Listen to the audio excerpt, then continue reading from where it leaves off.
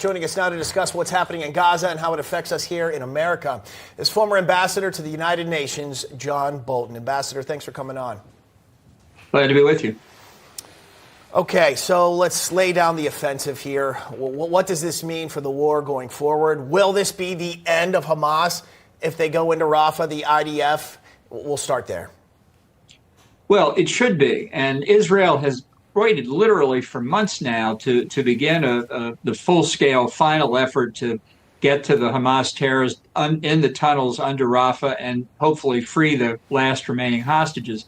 It's hard to describe the enormous pressure the government of Israel has been under from the Biden White House not to do this. Now, the Israelis say that the operation underway now, which was just described, is really limited. It's not intended to be the beginning of the actual effort to finish off Hamas. I hope that turns out not to be true. I think that the idea that you can count on Hamas to uphold any commitment it may make as part of a ceasefire hostage exchange deal is zero. I think they've been lying about how many hostages they have. I've heard reports there are less than 20 still alive, sadly, but they've negotiated for months under the pretext they have over 100. The whole point of what Hamas is doing now is to survive, and that is something Israel should not let that occur. What they've said from the beginning is they want to eliminate Hamas's military and political capabilities. They need to finish the job, and they should get on with it. So, Ambassador, what struck me most about all this talk about a ceasefire, we're talking about Egypt and Qatar, that they negotiated with Hamas. We're talking about Hamas as if it's a legitimate organization, as if it's some sort of state, when we know it's a terrorist group. They killed children. They put them in ovens. They raped women. Israeli Prime Minister Benjamin Netanyahu, he said he's not accepting this. This was a ruse. He released a statement reading, quote, that he's not willing to accept a situation in which Hamas's battalions leave their tunnels, reestablish control over the Strip. What do you think about this? Was this all a ruse? Should the United States, should anybody be taking Hamas seriously and trying to negotiate with and make a deal with the devil?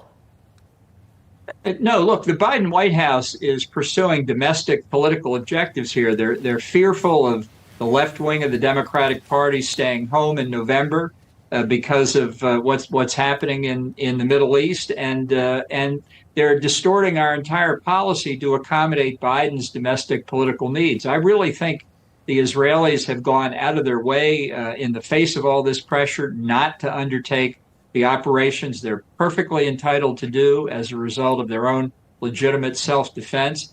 And I think it's now come to the time when they should do it. The morally culpable party here for the hardships of the residents of Gaza, for the danger they're in, is Hamas, which has violated every rule of war, of trying to keep civilians out of combat. It is essential to Hamas's own defense to use their own fellow Gazans as human shields. So when we ask why aren't there more steps being taken to protect the residents of Gaza, ask Hamas. They're the ones putting them in jeopardy. Ambassador, I'm so glad you brought up the points about Biden. I really wanted to talk to you about this today. So just to paraphrase what I think you said and confirm for me here, Biden is making choices to save his political career rather than doing what's right on the world stage for world peace, world security, and American security. Is that basically what you said? Yeah, look, let's be clear. What Israel's facing here is part of a strategy, not just by Hamas, but by Iran. They call it the Ring of Fire, that's intended to use all these terrorist proxies that Iran has armed and trained and financed over the years to cause irreparable damage to Israel. And Israel is the little Satan in Iran. America is the great Satan. We're the next target, and in fact, they've got American hostages right now.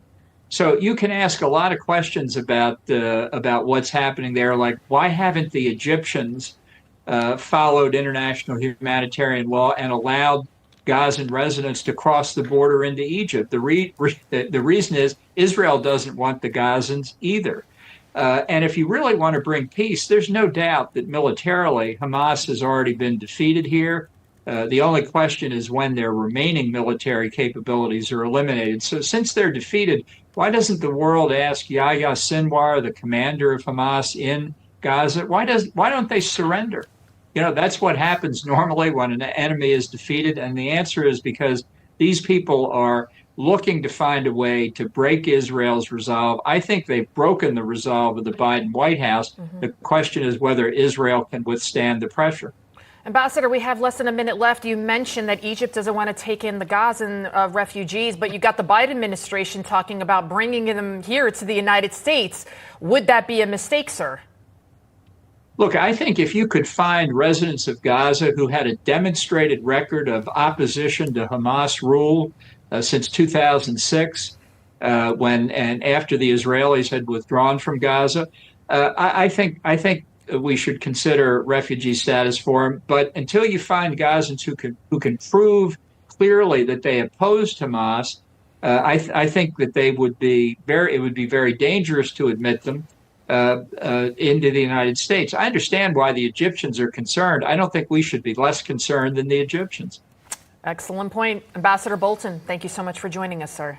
Glad to be with you.